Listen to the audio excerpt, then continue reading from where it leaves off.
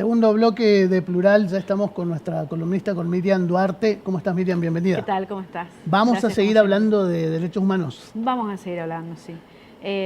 Bueno, si bien por ahí en algunos programas vamos tocando otros temas que parecen no relacionados en realidad. Pero el hilo conductor es... El hilo conductor sigue siendo siempre el mismo y nos lleva, en definitiva, a preguntarnos esto del problema con la letra E y por qué genera tanta violencia en el tema de la modificación en el lenguaje, que lo ha sido también previamente con la incorporación del femenino, ¿no? De no generalizar con el masculino sino incorporar el femenino, y que genera mucha resistencia y mucho enojo en algunos sectores.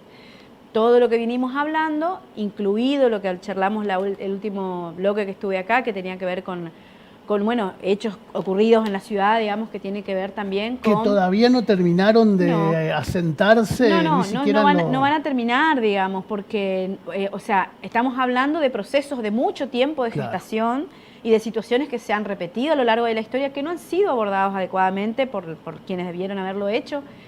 Hablábamos incluso, yo hacía mención, para mí uno de los factores más importantes del problema es esta adaptación que tenemos los adultos a la mentira, a la hipocresía, a los dobles discursos, a hablar de temas como si nos interesaran, cosas que no son de nuestro interés, como comunidad adulta, digamos, que está transmitiendo la cultura a los chicos, sancionar leyes que no nos interesan cumplir, imponerles a los niños normas que nosotros transgredimos porque somos adultos y listo.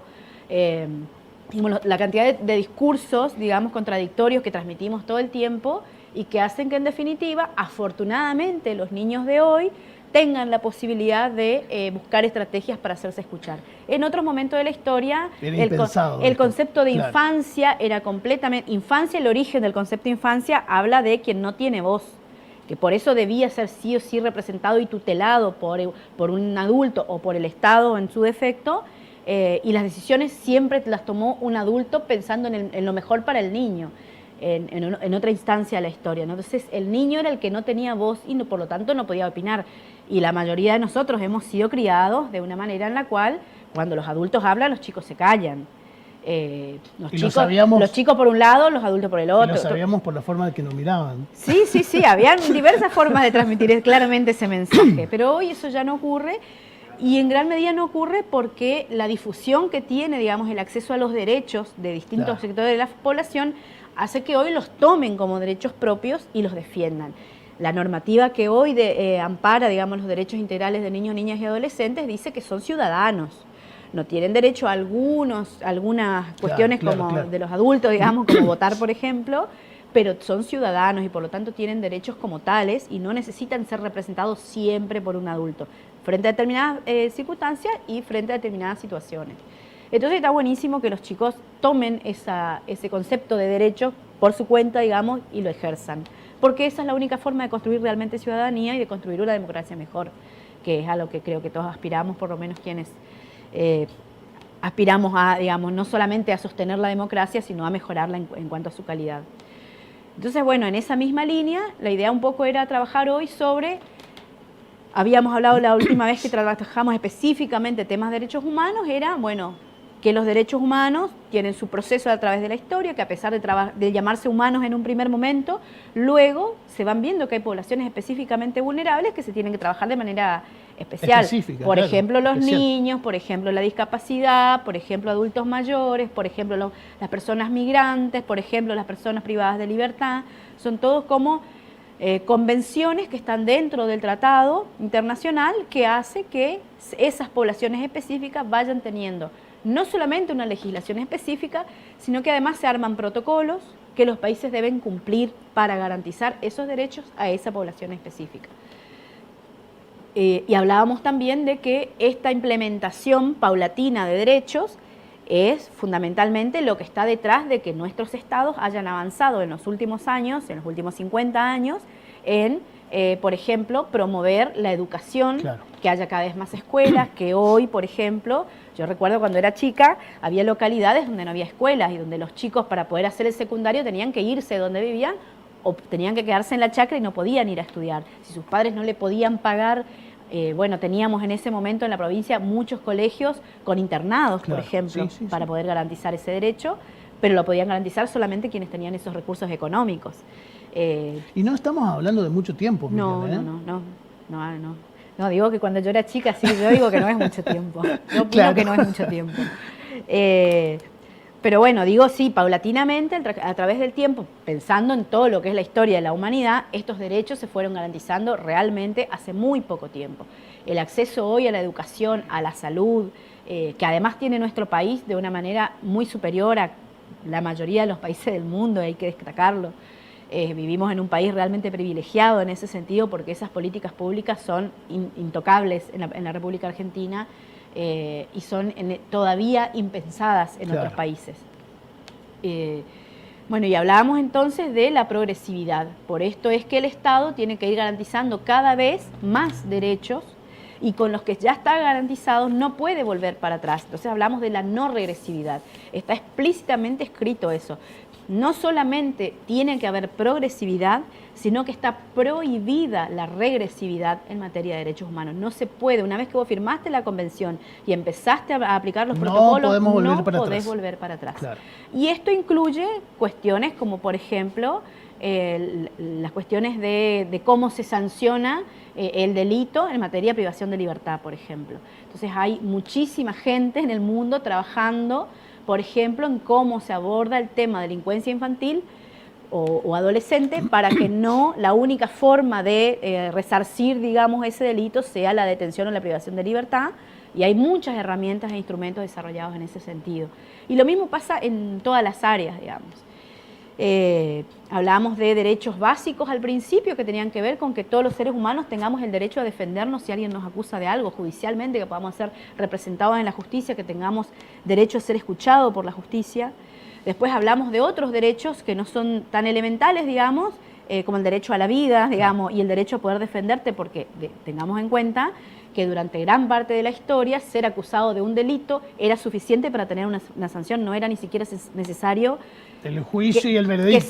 Que se demuestre. Dependiendo de la proporción de la acusación, era la proporción de la pena. No había constatación, digamos. Esto surge ya en los últimos años, en el último siglo, que hoy parece una cosa increíble, pero bueno, había gente que era descuartizada en las plazas públicas por las acusaciones que había recibido y de las que nunca se había buscado. Con el respaldo de las instituciones de la época también. Era lo normado en ese momento. Entonces hemos avanzado en muchísimas cosas. Después pasamos a otros tipos de derechos que tienen que ver con, bueno, por ejemplo esto, el acceso a la salud, a la educación, a los servicios básicos, a la energía eléctrica y al agua en su momento. Hoy está incorporado el derecho también a la conectividad. Hablamos también de derechos humanos de tercera generación, que son los derechos culturales. Todos los seres humanos deberíamos poder tener acceso a los bienes de la cultura, que la cultura produce, y también la posibilidad de producir cultura, es decir, a tener acceso de todo, claro, de por todo eso el sistema educativo es muy importante, sobre todo en la primera trayectoria educativa, que es el nivel inicial y la primaria, para tener acceso a poder disfrutar del arte, a conocer distintas formas de arte y aprender a disfrutarlo, porque esto te permite decidir qué te gusta, si te gustaría dedicarte a algo de eso, si, qué sé yo, simplemente te gusta disfrutar, tener la posibilidad de hacerlo. Mucha gente de otras generaciones, sobre todo, no ha tenido esa posibilidad nunca.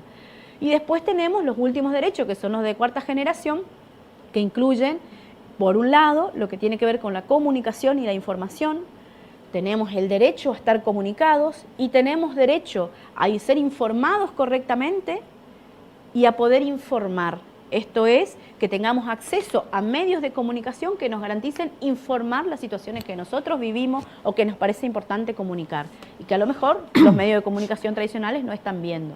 En ese sentido, por supuesto que Internet viene siendo, digamos, una punta de lanza. Claro, incluso. o sea, no había forma de otra manera, excepto que un vecino, por ejemplo, fuera a la radio del pueblo y pidiera un ratito para contar que en su barrio estaba pasando X cosa, o que se rompió un caño, o que estaba rota la calle, y esto durante mucho tiempo se resolvió así en muchos lugares. Claro. Pero no había otra herramienta. Y frente a situaciones más graves y más delicadas, que muchas veces los medios de comunicación tradicionales no saben cómo abordar, porque incluso tienen implicancias judiciales, empieza a aparecer otra herramienta que es Internet, y por eso también es que todo lo que hace al derecho a la comunicación y a la información es un derecho humano.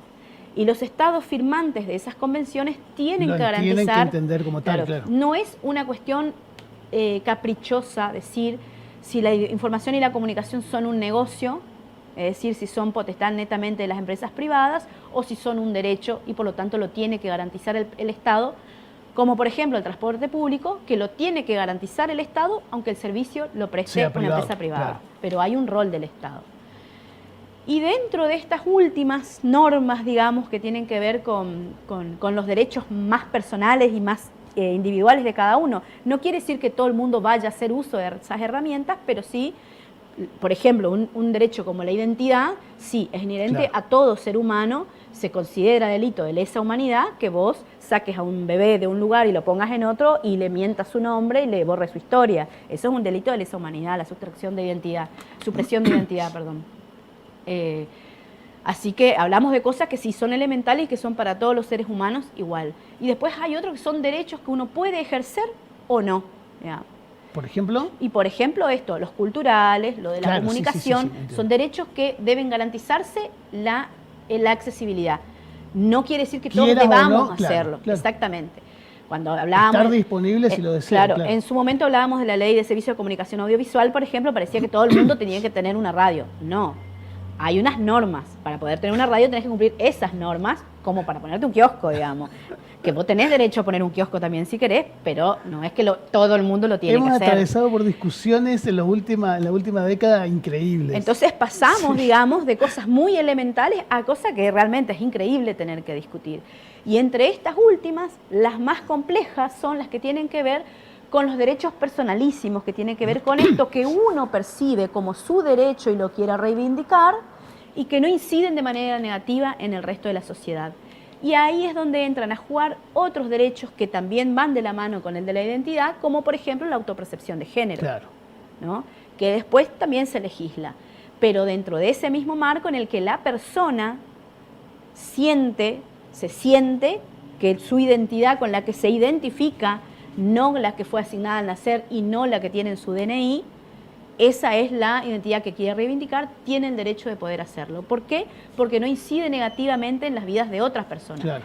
Que no tener esa norma sí incide, claro, negativamente en las decisiones de otras personas. Claro. Entonces, esta progresión en el avance de las normas es realmente muy importante y es esta última instancia que menciono la que hace posible que entremos en esta discusión de qué pasa con los cuerpos, qué de eso es natural, qué de eso es cultural, qué es lo que construimos como natural siendo cultural, naturalizamos lo cultural, y qué es lo natural que decimos, no, esto no es natural o esto no es normal, y no, eso sí es parte de la naturaleza. Ahí volvemos a la discusión de por qué es necesario mencionar las cosas, porque si no las estamos negando, las estamos invisibilizando, y por eso es tan importante y tan trascendental el lenguaje. Miriam, nos quedamos sin tiempo. Sí. Cerraste como casi justito. siempre, sí. Miriam, muchas gracias. Gracias, hasta la próxima. Hacemos una pequeña pausa y seguimos con más Plural.